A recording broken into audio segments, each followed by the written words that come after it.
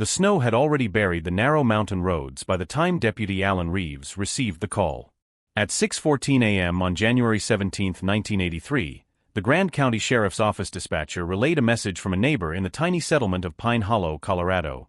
Harold Whitaker's cabin chimney is still smoking, but no one's seen him in 2 days. Something ain't right. Pine Hollow was the kind of place where everyone knew the color of their neighbor's pickup truck and the sound of each dog's bark. Fewer than 60 residents braved the long winters there, clustered around a patchwork of cabins built by loggers in the 1920s. Harold Whitaker had been one of the newer arrivals, though in Pine Hollow terms that still meant more than a decade. A retired history teacher from Denver, he'd purchased his cabin in 1970, after losing his wife to cancer. Locals remembered him as a man of habits. Every Saturday he drove into town for supplies, every evening he stoked his fireplace until the chimney glowed, and every morning he wrote for exactly 2 hours on his battered Smith Corona typewriter, its clacking keys echoing through the pines. Deputy Reeves parked his cruiser at the bottom of the snow-packed drive, trudging the quarter-mile path by foot. The cabin appeared quiet except for the thin curl of smoke rising from the stone chimney, pale against the blue-gray sky of early morning. The wooden porch was dusted with 2 feet of powder, undisturbed by footprints. Reeves noted this with a growing sense of unease. Harold's last visit to town had been on January 14, 3 days earlier. The deputy knocked hard on the cabin door. No answer. He circled to the back porch, where Harold stacked his firewood, and found the axe still embedded in a half-split log, the woodpile diminished but not empty. Snow had drifted across the steps, showing no sign of recent disturbance. Reeves returned to the front and tried the door. It was unlocked. Inside, the warmth hit him immediately. The fireplace roared, flames snapping, logs burning bright. The cabin smelled faintly of cedar and tobacco. But the space was wrong. The armchair by the fire was empty. Harold's reading glasses sat folded on the side table beside an open copy of the Denver Post, dated January 15. A coffee mug rested beside it, cold to the touch, with a thin rim of dark liquid dried along the porcelain. On the far side of the single-room cabin stood Harold's pride and joy, his oak writing desk. The Smith Corona sat on its surface, a fresh sheet of paper loaded in the platen. Reeves leaned closer. The page ended mid-sentence. The past is never truly buried, for the land remembers every footstep. The ribbon had stopped there, as if Harold had been called away mid-thought. The desk lamp still glowed, its yellow bulb buzzing faintly. A half-full ashtray held 3 cigarette butts, one only partially smoked. Reeves called out Harold's name, his voice muffled by the thick logs and insulation. No response. He checked the bedroom, bed neatly made, flannel pajamas folded at the foot. The kitchen, plates clean, cupboard stocked, kettle resting on the stove. Bathroom, empty. There were no signs of forced entry, no overturned furniture, no struggle.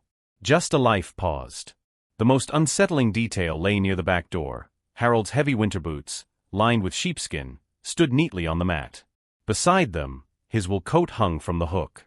If Harold had gone outside in the January cold, he had done so in slippers and a cardigan, with wind chills dropping below zero.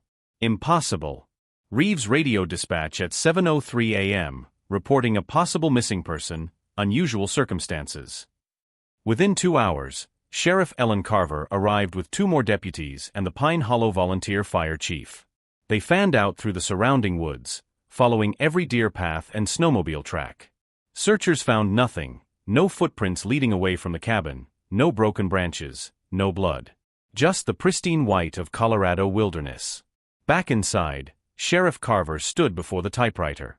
She'd worked Grand County law enforcement for 23 years, but something about the scene sent a chill deeper than the mountain air. People don't just vanish, she muttered. Yet Harold Whitaker had. His truck remained parked outside. His coat and boots stayed behind. His fireplace roared as if he'd stepped away for only a moment. But the man himself was gone. By nightfall, the cabin glowed like a lantern in the snow, search parties circling in frustration. Neighbors gathered on the porch, whispering theories, heart attack in the woods, foul play by drifters, or something stranger tied to Harold's endless obsession with local folklore. In Denver, reporters would later describe it as the cabin in the pines mystery. But for Pine Hollow, January 17th was only the beginning of a story that would haunt their town for decades. Snow continued to fall the following morning, thick flakes blanketing Pine Hollow in silence. Search crews returned at first light, their breath pluming in the icy air as they expanded the grid beyond Harold Whitaker's cabin. They carried shovels, snowshoes, and lanterns, sweeping the ridges and ravines that crisscrossed the forest. But the land seemed to resist them. The storm had erased whatever evidence might have existed. No broken tree limbs, no scraps of clothing, no human trail in the powder. Sheriff Ellen Carver stood on the porch of the cabin, sipping bitter coffee from a thermos, eyes fixed on the endless white. At 51, she had seen her share of hunting accidents, avalanche deaths, and the occasional domestic dispute gone bloody. But nothing about Harold's disappearance fit any pattern she knew. The scene inside still gnawed at her, boots neatly placed, typewriter mid-sentence, fire roaring. It wasn't just absence. It was as though Harold had been interrupted. By mid-morning, Sheriff Carver summoned the nearest state investigators from Fort Collins. Detective Russell Crane, tall and lean with sharp gray eyes, arrived with his partner, a younger investigator named Marla Ortiz. They moved methodically through the cabin, photographing every corner. Crane paused longest at the typewriter. "People don't walk away from their words," he said quietly, tapping the unfinished sentence with his pen. Something pulled him away fast. Ortiz cataloged the items on the desk, manuscripts stacked neatly, folders labeled with dates, notebooks filled with Harold's tight cursive. Most pages contained fragments of Colorado history, frontier battles, mining camps, lost trails. But one binder stood out. Its tab was marked simply Legends. Inside, Ortiz found transcriptions of local folklore, tales of shadowy figures in the pines, lights flickering across frozen lakes, and whispers of a hermit who supposedly lived in the Rockies long before settlers arrived. Scribbled in Harold's handwriting were notes like evidence of pattern, and land remembers every footstep. Sheriff Carver read over her shoulder, uneasy. He was a teacher, not a conspiracy nut, she said, but her voice lacked conviction. Meanwhile, neighbors filled in details of Harold's last days. Edith and Walter Kane, who lived half a mile downslope, told deputies they'd seen him chopping wood on January 15th. "Looked fine," Walter said. Waved, smiled. Said he was working on something important. Another resident, Joe Harlan, swore he'd heard Harold's typewriter clacking late into the night on the 16th, the sound carrying eerily through the pines. But no one saw him after that.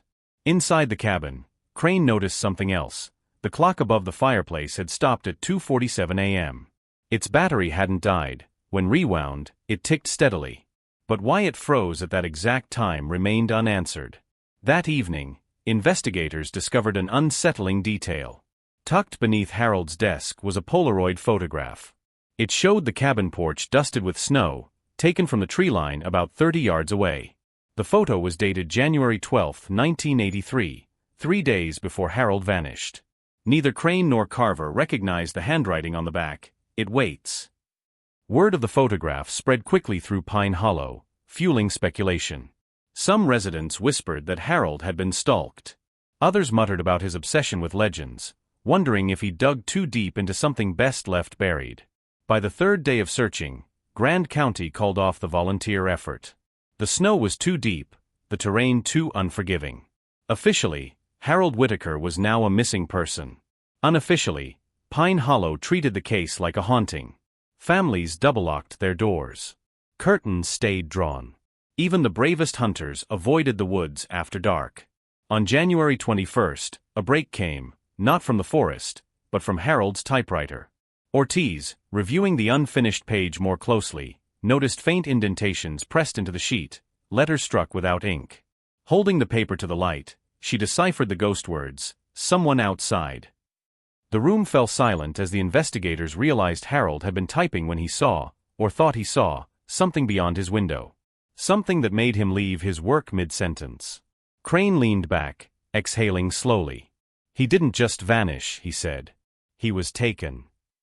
But by whom, or what, remained a question that would drive the investigation into darker territory than anyone in Pine Hollow could have imagined. January 22nd brought a brittle cold that turned every breath to crystal. Detective Russell Crane sat in Harold Whitaker's cabin long after the searchers had returned home, the silence punctuated only by the steady crackle of the fire.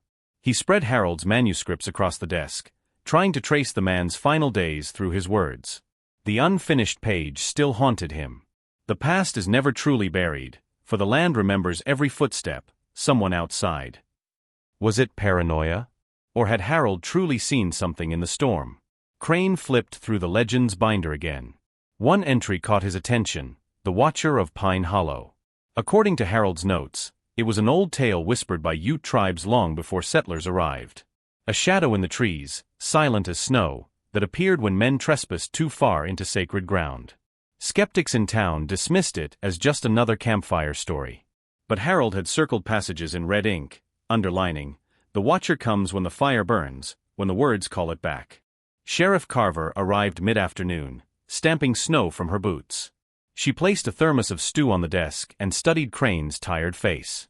"You think Harold chased one of his own ghosts?" "Or one chased him," Crane muttered, flipping the Polaroid over again. "It waits." The handwriting wasn't Harold's. Neighbors confirmed that much. Someone else had stood outside his cabin days before he vanished, camera in hand. That evening, Ortiz canvassed the remaining residents of Pine Hollow. Most were reluctant to speak. Fear had settled over the settlement like another blanket of snow. But one man, an elderly trapper named Silas Boone, finally broke the silence. "Harold asked me strange questions last week," Boone said, eyes shifting nervously. "Wanted to know about the voices in the canyon. Told him it was just the wind. But he kept pressing, like he thought there was more to it." "Did you see anyone near his place?" Ortiz asked. Boone hesitated. "Saw tracks, maybe. Not boots. Bare feet. Can't swear to it, storm covered 'em fast." When Ortiz relayed this to Crane, the detective stiffened. Bare feet in sub-zero snow made no sense.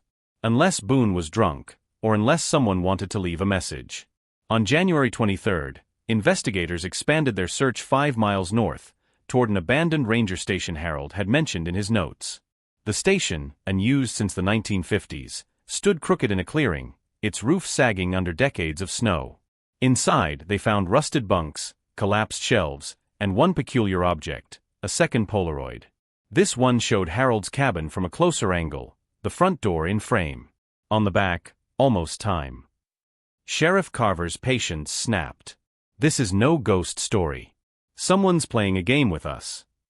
But Crane wasn't so sure. That night, reviewing Harold's typewritten drafts in the sheriff's office, he noticed a pattern. Nearly every page contained references to watchers, shadows, or footsteps in snow. But these weren't just folklore. They were dated observations: January 2nd, January 8th, January 11th, each describing moments when Harold believed he wasn't alone. The final entry, dated January 16th, chilled Crane to the bone. "If they come tonight, I will face them. The land keeps its secrets, but I will not leave my words unfinished." He did leave them unfinished. And now the question burned hotter than the cabin's fire: who was Harold facing? On January 25th, a week after the disappearance, Ortiz spotted something odd while re-examining the woods around the property. A spruce tree, 30 yards from the cabin, had deep gouges in its bark. Not from an axe, not from animals. The marks were precise, parallel, almost like tally lines. 10 of them. She called Crane over. "You ever seen anything like this?" He shook his head, running his glove over the frozen grooves. "No. But Harold might have." As the sun dipped below the ridgeline, casting the forest in violet shadow, Crane felt the weight of the case shift. This wasn't just a missing person investigation anymore. It was a puzzle of symbols, secrets, and someone or something watching from the pines. The next morning, when a third Polaroid appeared pinned to the sheriff's office door, the entire town of Pine Hollow knew the game had only just begun. The photo showed the inside of Harold's cabin, taken after he disappeared. The Polaroid pinned to the sheriff's office door on the morning of January 26th was more than just unsettling, it was impossible. The photo clearly depicted Harold's cabin interior, the fireplace still burning, the typewriter page frozen mid-sentence. But this picture had been taken after Harold disappeared and after deputies had already processed the scene. Someone had stood inside that locked cabin, camera in hand, mocking the investigation. Sheriff Carver held the photograph in her gloved hand, jaw tight. "Either one of my deputies is playing a sick joke," she said, voice low, "or someone has keys we don't know about." Crane studied the photo under the harsh fluorescent lights. The angle was slightly elevated, as if the photographer had been standing on Harold's desk. In the corner of the frame, barely visible, was a reflection in the cabin's small window, the faint outline of a figure wearing what looked like a parka hood. No face. Just shadow. By noon, the sheriff's office had erupted into chaos. Deputies were questioned, alibis checked, keys to Harold's cabin accounted for. None were missing. Ortiz suggested the obvious. Harold himself might have staged the photos before vanishing. But the handwriting on the backs, "It waits," almost timed, had been compared against his notes and ruled out. That night, Crane and Ortiz returned to the cabin with a locksmith. They inspected every lock, latch, and hinge. Nothing had been tampered with. Yet the sense of intrusion lingered. Crane stood by the typewriter, running a hand over its cold keys. "If this is a message," he murmured, "it's meant for us." On January 27th, a snowshoer named Paul Riley discovered something strange 3 miles east of Pine Hollow, a leather-bound journal half buried in a snowbank. Inside were pages of Harold's handwriting, though the last entries were frantic and uneven. January 14th, "They follow me in the timber. Silence between the trees is not silence at all." January 15th, "Knock at the window. Not wind. 3 taps. Then gone." January 16th, "If this is the watcher, I will not run. I will record. The land must tell its story." The final page ended with one sentence scrawled so violently the nib tore the paper: "Do not trust the fire." When Ortiz presented the journal to Crane, he felt the same chill that had crept over him since the first Polaroid. The words weren't just fear, they were intent. Harold had been documenting something he believed was real. On January 28th, the investigation widened. Crane ordered the woods near Pine Hollow combed again, this time with metal detectors and cadaver dogs brought up from Denver. The dogs reacted strangely near the old ranger station, barking, whining, refusing to enter. Yet no human remains were found. That evening, another Polaroid surfaced. This one slid beneath the cabin door, while Crane and Ortiz were inside reviewing notes. The sound of paper scraping across the floor froze them both. Crane snatched it up immediately. The image showed the two of them, Crane hunched over Harold's desk, Ortiz leaning against the fireplace. Taken only minutes earlier, from outside the cabin window. Neither had heard footsteps in the snow. Crane's pulse thundered in his ears. He rushed outside, flashlight beams slicing the night. Nothing. Just untouched powder stretching into the endless black timber. Back inside, Ortiz whispered what Crane didn't want to admit: "Whoever this is, they're closer than we think." Sheriff Carver ordered deputies to guard the cabin in rotating shifts, but fear had already infected Pine Hollow. Children whispered about the watcher in the trees. Adults spoke less, locking doors, pulling curtains tighter. And then came the detail that shook Crane most of all. Comparing the handwriting on the Polaroids to the journal entries, a state lab analyst reported a disturbing similarity. Not identical, but close. Close enough that, under stress or duress, Harold Whitaker himself could have written them. The possibility twisted the investigation in a new direction. Was Harold documenting a stalker, or staging his own disappearance? On February 1st, the snow let up. Morning light revealed something new. Carved into the ice on Harold's porch railing, deep and fresh, were 3 words: "Still inside here." And the marks had been made while deputies guarded the cabin through the night. The carving on Harold Whitaker's porch railing sent shockwaves through the investigation. The words "still inside here" had not been there when Deputy Markham ended his shift at 3 a.m., yet by 6 a.m. they were etched into the ice, jagged and deliberate. Whoever, or whatever, had left them had done so under the watch of armed law enforcement. Sheriff Carver called an emergency meeting inside the cabin. Deputies huddled in the cramped space, their breath steaming in the frigid air despite the fire burning bright in the hearth. "We either have a prankster with a death wish," Carver said, "or we have to consider the possibility that Harold himself is alive and moving around this town." Crane stood near the typewriter, the glow from the lamp casting shadows across his face. "If it was Harold," he countered, "why not show himself? Why stalk us with photographs and cryptic messages? If he wanted to disappear, he could have done it clean. Instead, he's toying with us, or being toyed with." The deputies muttered uneasily. Several of them had grown up in Pine Hollow, raised on the same whispered tales Harold had collected in his notebooks. To them, the Watcher wasn't just folklore, it was the thing you didn't talk about after dark. And now it felt as if those stories had stepped off the page. That evening, Ortiz convinced Crane to re-examine the gouges carved into the spruce tree near the cabin.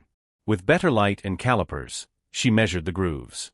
"These aren't random," she said. "They're equidistant. 10 marks. Almost like a countdown." "A countdown to what?" Crane asked. Ortiz didn't answer. On February 3rd, a new lead emerged. A snowplow operator clearing Route 34 reported finding a bloodstain on the ice 2 miles from Pine Hollow. The stain was small, half-dollar-sized, and frozen solid. Forensic testing confirmed it was human.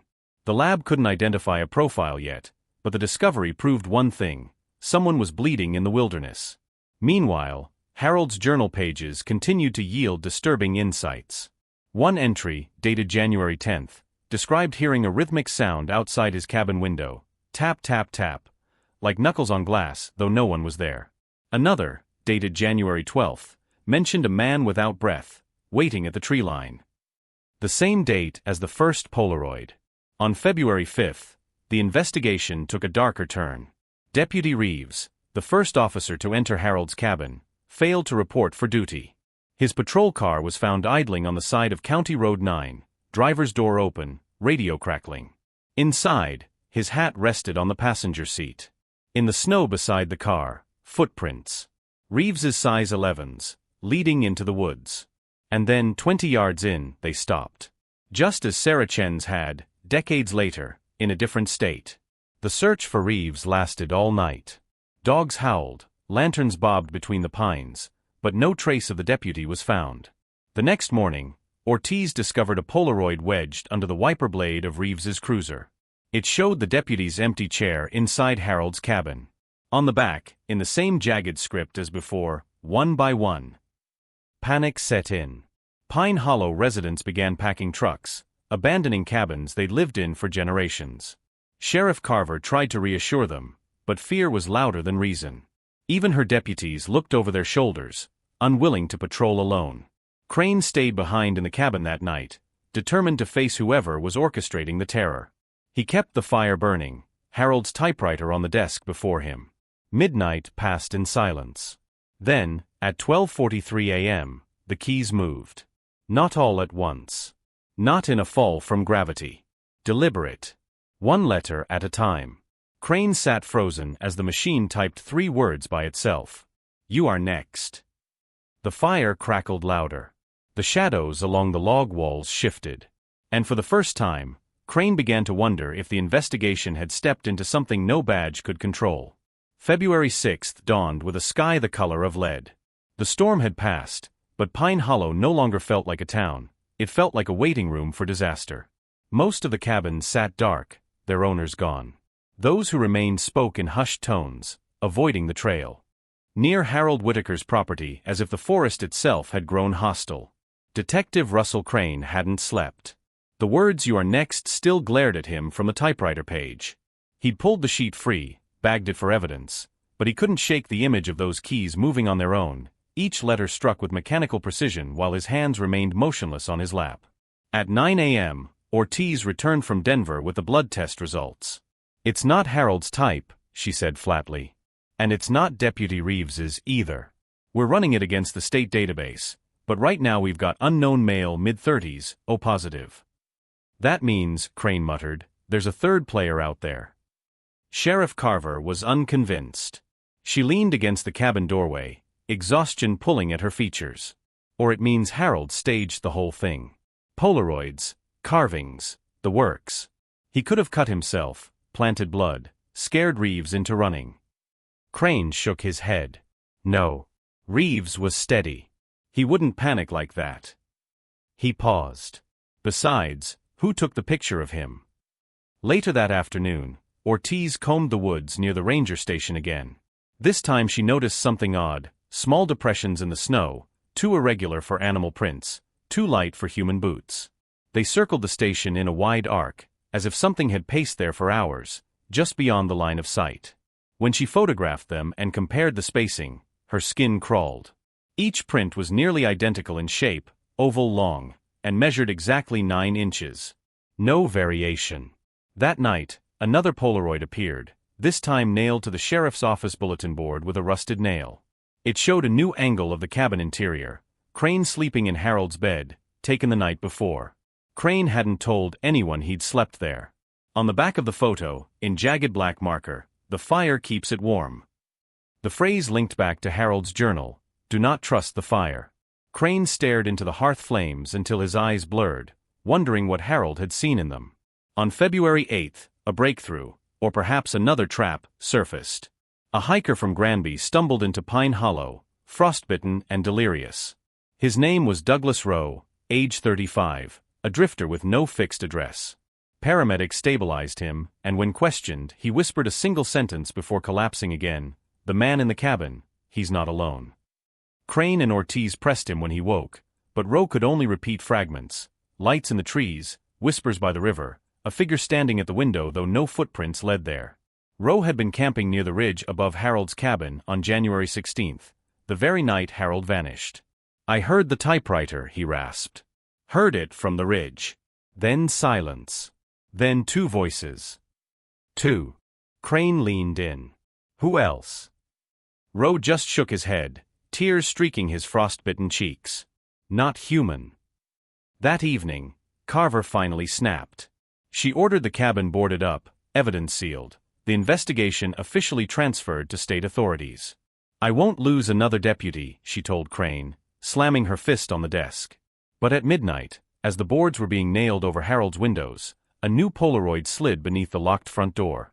It showed all three of them, Crane, Ortiz, Carver, standing in the cabin just hours before. On the back, in the same sharp hand, "The countdown ends soon." Ortiz counted the tally marks on the spruce tree again that night. 10 grooves. Reeves had vanished after the first. 9 remained. And Pine Hollow was holding its breath. By February 10th, Pine Hollow was nearly a ghost town. Cabins once alive with wood smoke stood shuttered, doors chained, windows boarded. The few families who remained avoided the roads near Harold Whitaker's place entirely, their fear unspoken but carved deep into every gesture. Detective Crane refused to leave. He slept in shifts, sometimes in the cabin itself, sometimes in the sheriff's office, chasing leads that dissolved like mist. Ortiz stayed too, though she confided one night, "This isn't investigation anymore. It's survival." The 7th day after Reeves's disappearance brought fresh dread. A hunter named Dale Hollis, checking his traplines 2 miles south of town, failed to return. When deputies found his snowmobile, it was idling, headlights pointed into the timber. The seat was dusted in fresh powder. He'd been gone only hours. Hollis's tracks led 20 paces into the trees. Then nothing. The same impossible vanishing point. When they returned to the cabin that night, another Polaroid was waiting on Harold's desk. This one showed the hunter's snowmobile in the exact position deputies had found it. On the back, 8. The tally tree had dropped from 9 grooves to 8. Crane's hands trembled as he held the photo. "It's counting down the town itself," he whispered. Ortiz pressed him. "Countdown to what?" He had no answer. The next morning, February 11th, Crane combed through Harold's Legends binder again. A passage stood out, one Harold had copied from an obscure anthropology text: "The watcher does not kill for hunger. It removes to balance. One by one, until silence returns." Silence. That was the word that followed Crane everywhere now. Silence in the woods, in the boarded cabins, in his own chest. At 3 a.m. on February 12th, Ortiz awoke to the sound of typewriter keys. She had been dozing in the sheriff's office, head on her folded arms. The office Smith Corona sat across the room, untouched for years, until now. Its keys moved slowly, deliberately. By the time Crane rushed in, the sheet bore a single line, 7. They froze. Neither had touched it. 2 hours later, the phone at the sheriff's office rang. Sheriff Carver, her voice tight, summoned them to the Kane residence on the edge of town. Edith and Walter Kane, the couple who had last spoken to Harold, were gone. Their front door hung open, coffee still steaming on the table. The only evidence, 2 mugs, half full, and a Polaroid pinned to the fridge with a paring knife. The photo showed Edith and Walter asleep in their chairs by the fire. On the back, 7. Ortiz's face drained of color. The tallies matching the photos. It's not random. It's planned. Carver clenched her jaw. "We need to evacuate the rest of Pine Hollow. Tonight." But before the order could be carried out, another photograph arrived, this one hand-delivered, set neatly on Crane's own steering wheel. The image was grainy, but unmistakable. It showed Crane himself, asleep at Harold's desk, a candle burning beside him. Taken from only feet away. On the back, in the jagged hand, just one word: 6. Crane felt it in his bones then. The countdown wasn't just about Pine Hollow. It was about them. And the numbers were running out. By February 13th, Pine Hollow had crossed from fear into panic. Sheriff Carver's evacuation order came too late. Half the remaining residents had already fled in the night, leaving cabins unlocked, vehicles abandoned, even food still simmering on stoves. The few who stayed gathered at the church basement, clutching blankets and rifles, whispering about the countdown as though speaking the number aloud might invite it closer. Detective Russell Crane didn't sleep. He sat at Harold Whitaker's desk, the original Polaroid spread before him in a grim sequence. It waits. Almost time. One by one. The fire keeps it warm. Countdown. Ends soon. Each photo was precise, intimate, and impossible. Whoever took them knew not only where to be, but when. Ortiz entered quietly at dawn, her eyes hollow. "The Kane's cabin burned down overnight," she said. "No accelerant, no faulty wiring. Fire marshal says it started in the fireplace. Same as Harold's." Crane's stomach twisted. Harold's final journal entry flashed in his mind: "Do not trust the fire." When they drove to the scene, the Kane property was little more than a smoldering ruin. Amid the ash, Ortiz spotted something unburned, a Polaroid. She pulled it from the debris with tweezers. The image showed flames consuming the cabin, captured at the exact moment the roof collapsed. On the back, in the jagged script, 5. The tally tree now bore 5 grooves. Carver cursed under her breath. "This thing, whoever's doing this, wants us to know it's counting down. But to what? The last person? The last cabin." That night, Crane and Ortiz agreed on a desperate plan. They would stay in Harold's cabin, baiting the watcher or the killer into revealing itself. They set up cameras at every angle, audio recorders in each room, deputies stationed in shifts outside. The fire was left cold, despite the freezing air, a silent defiance of the warning. Hours passed.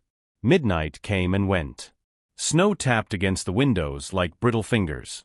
Then, at 2:47 a.m., the exact time Harold's clock had stopped 3 weeks earlier, the typewriter jolted. Keys hammered furiously, faster than any human could strike. Crane lunged for it, yanking the paper free. His blood ran cold.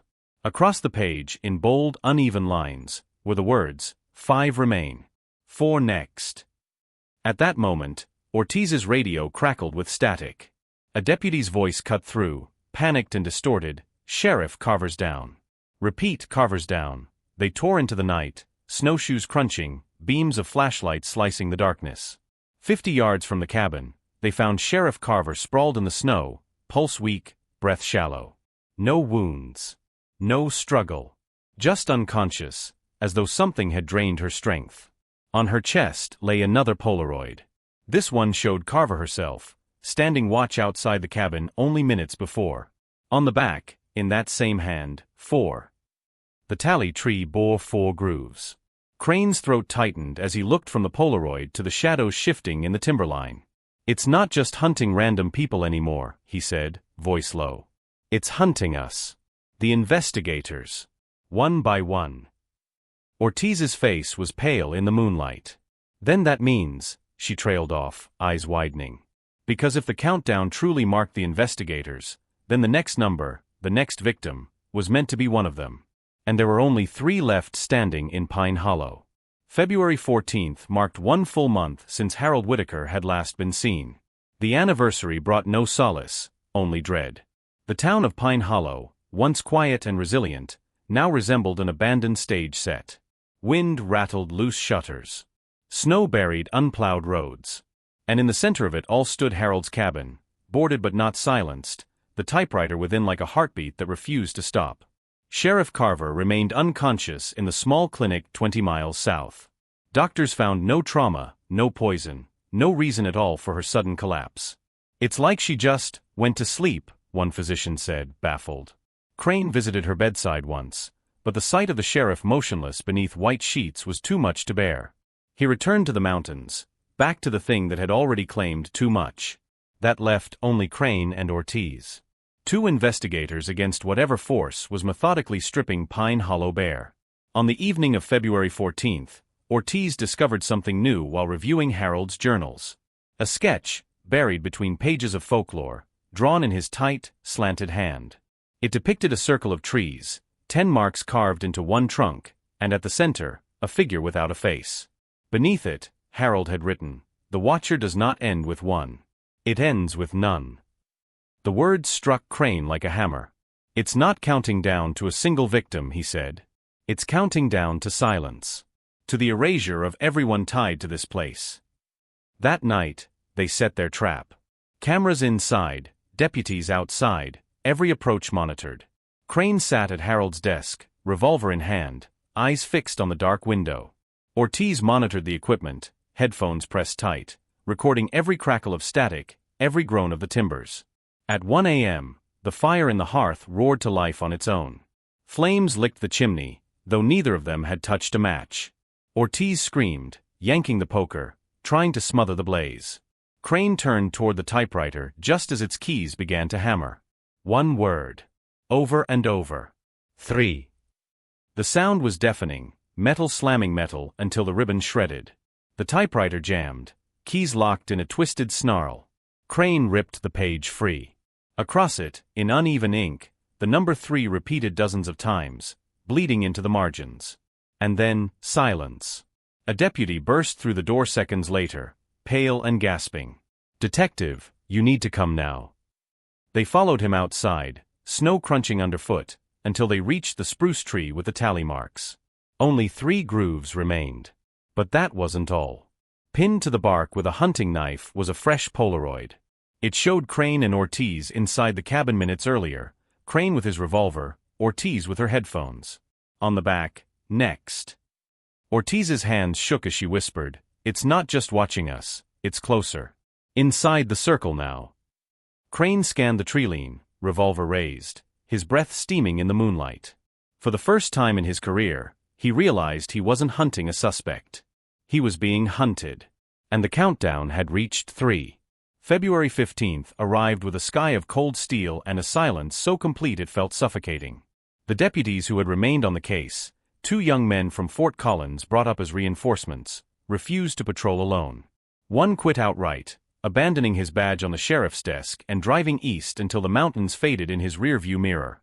That left Detective Russell Crane, Investigator Marla Ortiz, and a handful of exhausted officers clinging to procedure in a place where procedure no longer applied. The tally tree loomed like a monument. 3 grooves remained, deep and clean.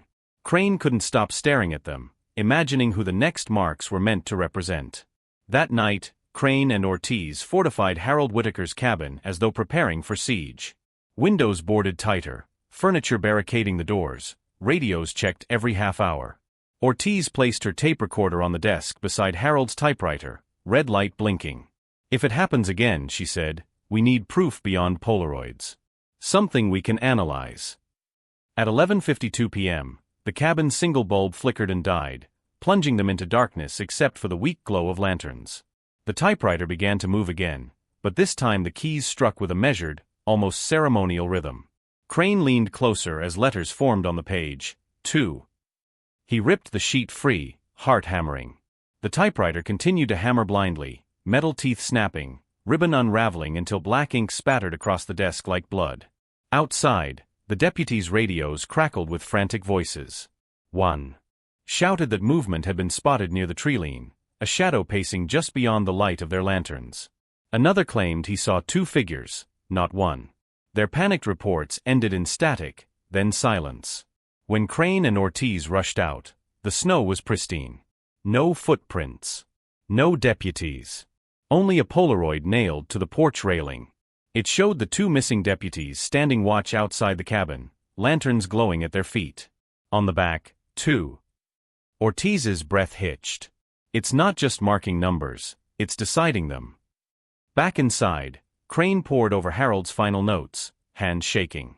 Buried among the folklore and sketches, he found one page written in a trembling hand. The watcher keeps the fire lit because it cannot survive the cold. If the fire dies, so does its hold. But the cost is everything. Ortiz read over his shoulder, whispering, maybe that's why Harold left the fireplace burning. Maybe he was keeping it alive. Crane turned to her, realization cutting like ice. Or maybe he was keeping himself alive. Feeding it so it wouldn't take him. The fire in the hearth roared suddenly, taller than before, flames bending unnaturally toward the ceiling. The boards on the window rattled as though something pressed against them from outside. And then came the sound, faint at first, then growing. The clack of typewriter keys. Not one, but many. An entire chorus, as though every typewriter in the world had come to life at once. Ortiz grabbed Crane's arm, voice trembling. If two are left, Crane finished the thought aloud, his face pale in the firelight. Then we're the last. The final page slid free from the typewriter, edges smoking from the heat of the flames. In jagged, furious letters it read, 1.